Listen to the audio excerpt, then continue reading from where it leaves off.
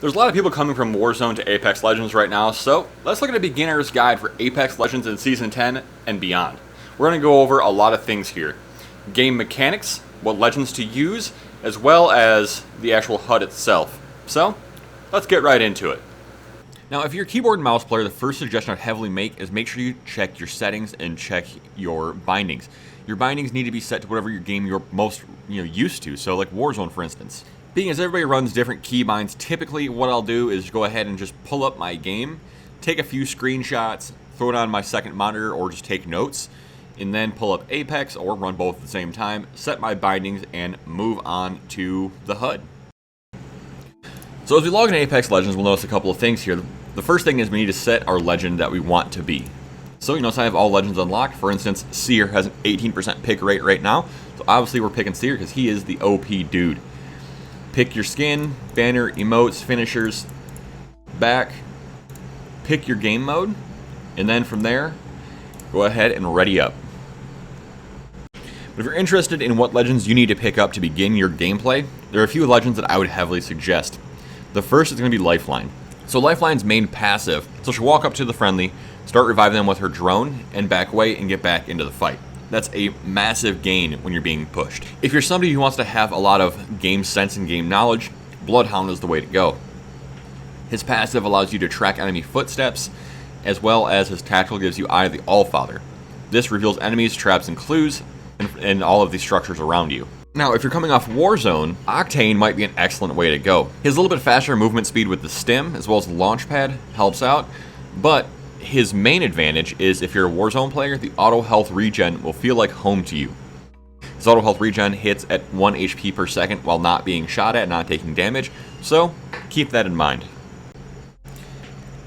In Apex Legends, there are essentially 4 classes of armor: white, blue, purple, and red. Now, on occasion you'll find gold, and what that does is that allows syringes and shields to have improved effects. This will allow your shield cell to make a huge dent in your shield and allow you to use a lot less resources, a lot less expensive resources, while gaining yourself for another fight.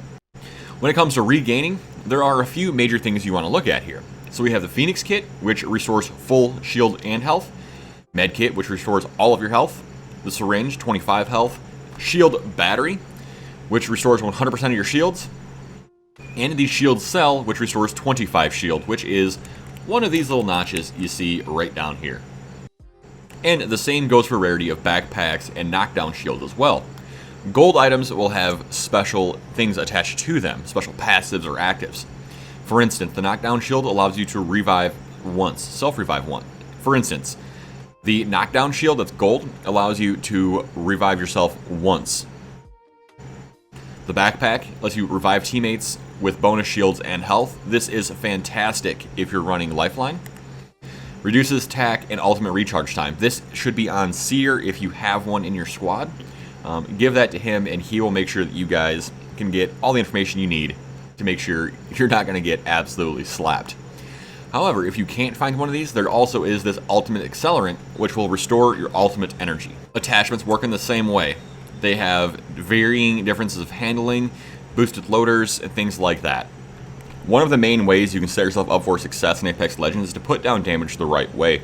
So you've noticed in the bottom left-hand corner of my screen, I'll have my Evo shield on. It says next Evo, 108 damage. I'm going to go ahead and hit this body. You'll notice that my Evo shield leveled up, but I'm missing a shield core. So I'm going to hold 4, select my shield cell, hit 4 again, and go ahead and shield up.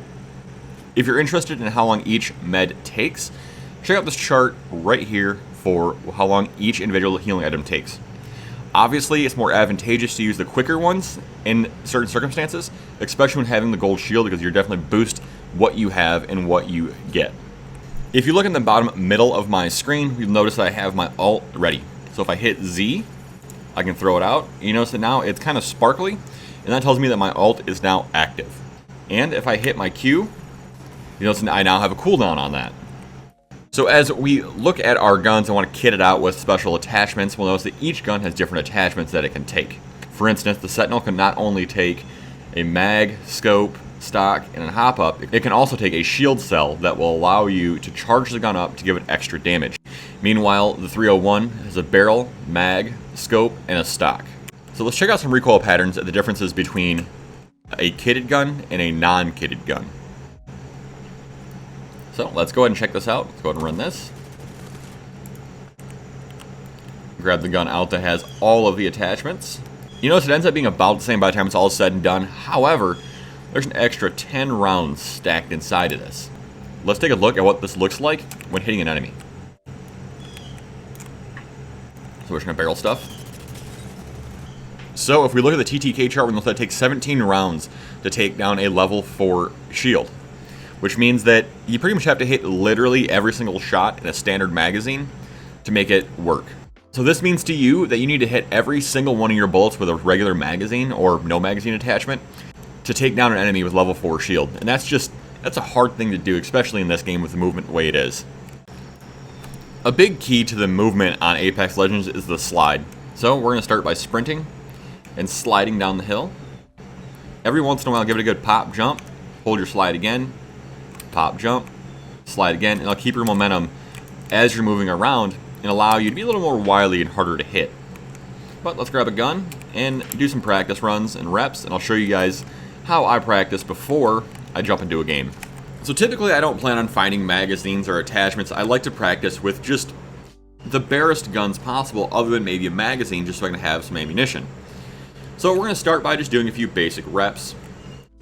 Go ahead and ping, get an idea of the distance. You'll notice that my gun is jumping all around the place. What I can do is go ahead and switch my fire mode from there. You've got the option of just single tapping and conserving ammo that way. However, if we're honest, we need to be able to drain an enemy with at full auto. It's also important to note that these zip lines here, if you hop on that, you really want to be practicing kind of jumping around and moving all sorts of wily and weird ways. And it might take you a few reps just to get comfortable with making those jumps and what it can do for you.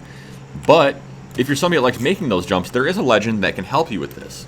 So if we go ahead and select Horizon, her passive is Spacewalk.